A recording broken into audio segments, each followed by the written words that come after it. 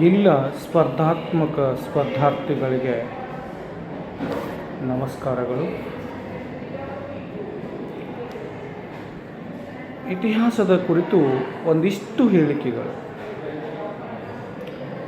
ಇತಿಹಾಸ ಎನ್ನುವಂಥದ್ದು ಗ್ರೀಕ್ ಪದವಾಗಿದ್ದು ಹಿಸ್ಟೋರಿಯಾ ಎಂಬ ಮೂಲದಿಂದ ಬಂದಿತ್ತು. ಹಿಸ್ಟೋರಿಯಾ ಎಂದರೆ ವಿಚಾರಣೆ ಅಥವಾ ತನಿಖೆ ಎಂದರ್ಥ. ಆದರೆ ಇತಿಹಾಸದ ಪಿತಾಮಹ ಯಾರು ಅಂದರೆ ಹೆರೋಡೋಟಸ್ ಅಂತ. ಇತಿಹಾಸದ ಪಿತಾಮಹ ಹೆರೋಡೋಟಸ್. ಅಂದರೆ ಇತಿಹಾಸದ ಕುರಿತು ಕೆಲವೊಂದಿಷ್ಟು ವಿದ್ವಾಂಸರು ಹೇಳಿರುವಂಥ ವ್ಯಾಖ್ಯಾನಗಳನ್ನು, ಇತಿಹಾಸದ ಪಿತಾಮಹನಾಗಿರುವಂಥ ಹೆರೋಡೋಟಸ್ ಹೇಳಿರುವಂಥ ವ್ಯಾಖ್ಯಾನಗಳು ಆತನ ಕೃತಿ the history of Persian wars. The history of Persian wars, Persian ಕದನಗಳ ಇತಿಹಾಸ. ಅವರು ಹೇಳಿರುವಂಥ ಹೇಳಿಕೆ, ಮುಂದಿನ ಪೀಳಿಗೆಯು ನೆನಪಿಡಬೇಕಾದ ಮಹಾನ್ ವೀರರ ಅಥವಾ ಮಹತ್ವಪೂರ್ಣವಾದ ಘಟನೆಗಳ ದಾಖಲೆಯೇ ಇತಿಹಾಸ. ಮುಂದಿನ ಪೀಳಿಗೆಯು ನೆನಪಿಡಬೇಕಾದ ಮಹಾನ್ ವೀರರ ಅಥವಾ ಮಹತ್ವಪೂರ್ಣವಾದ ಘಟನೆಗಳ ದಾಖಲೆಯೇ ಇತಿಹಾಸ ಎಂದು ಅವರು ಹೇಳಿರುವಂಥ ವ್ಯಾಖ್ಯೆ. ನಂತರ ಸಂತ ಆಗಸ್ಟೈನ್ ಅಂತಕ್ಕಂಥ ವಿದ್ವಾಂಸರು ಹೇಳಿರುವಂಥವರು, ಇವರ ಕೃತಿ ದ ಸಿಟಿ ಆಫ್ ಗಾಡ್. ಅವರು ಹೇಳಿರುವಂಥ ಒಂದು ಹೇಳಿಕೆ, ಇತಿಹಾಸವು ದೇವರು ಮತ್ತು ಸೈತಾನನ ನಡುವಿನ ಸಂಘರ್ಷದ ಕಥೆಯಾಗಿತ್ತು.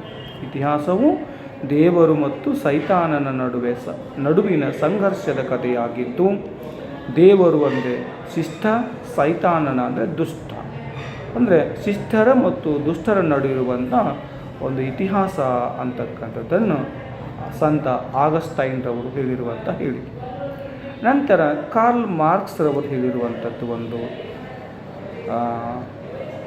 ಇತಿಹಾಸಕಾರ, ಆತನ ಕೃತಿ Das capital.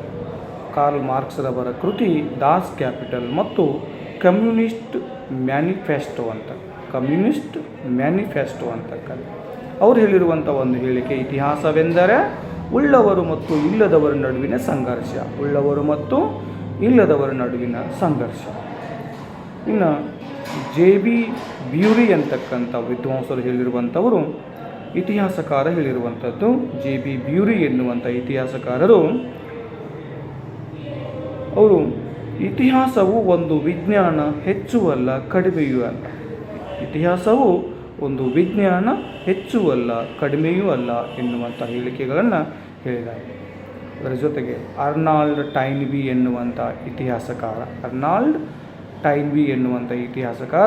A study of history ಎನ್ನುವಂಥ ಕೃತಿಯಲ್ಲಿ ಇತಿಹಾಸವು ನಾಗರಿಕತೆಗಳ ಏಳುಬೀಳಿನ ಕಥೆ ಎಂದು ಹೇಳಿದ್ದಾರೆ. ಇತಿಹಾಸವು ನಾಗರಿಕತೆಗಳ ಏಳುಬೀಳಿನ ಕಥೆ ಎನ್ನುವಂಥ. ಇನ್ನು ನಮ್ಮ ಪ್ರಧಾನಿಯಾಗಿರುವಂಥ ದೇಶದ ಮೊದಲ ಪ್ರಧಾನಿ ಜವಾಹರ್ಲಾಲ್ ನೆಹರೂರವರು ಹೇಳಿರುವಂಥದ್ದು, ಅವರ ಕೃತಿಗಳು Discovery of India, the glimpses of world history. ಅವರು ಹೇಳಿರುವಂಥ ಒಂದು ಹೇಳಿಕೆ, ಅನಾಗರಿಕತೆಯಿಂದ ನಾಗರಿಕತೆಯೆಡೆಗೆ ಸಾಗಿದ ಮಾನವನ ಕಥೆಯೇ ಇತಿಹಾಸ. ಅನಾಗರಿಕತೆಯಿಂದ ನಾಗರಿಕತೆಯೆಡೆಗೆ ಸಾಗಿದ ಮಾನವನ ಕಥೆಯೇ ಇತಿಹಾಸ. ಹೀಗೆ ವಿವಿಧ ವಿದ್ವಾಂಸರು ಇತಿಹಾಸದ ಹೇಳಿಕೆಗಳನ್ನು ಕುರಿತು ಹೇಳಿದ್ದಾರೆ. ಎಲ್ಲ ಸ್ಪರ್ಧಾತ್ಮಕ ವಿದ್ಯಾರ್ಥಿಗಳಿಗೆ ಮತ್ತೊಮ್ಮೆ ಹೃದಯಪೂರ್ವಕವಾಗಿರ್ತಕ್ಕಂಥ ಧನ್ಯವಾದಗಳು. ಶ್ರೀ ಆಯುಷ್ ಕೊಚ್ಚರಗಿ ಉಪನ್ಯಾಸಕರು, ಕನ್ನಡ ಭಾಷಾ ವಿಷಯದ ಉಪನ್ಯಾಸಕರು, ಎಲ್ಲರಿಗೂ ಧನ್ಯವಾದಗಳು.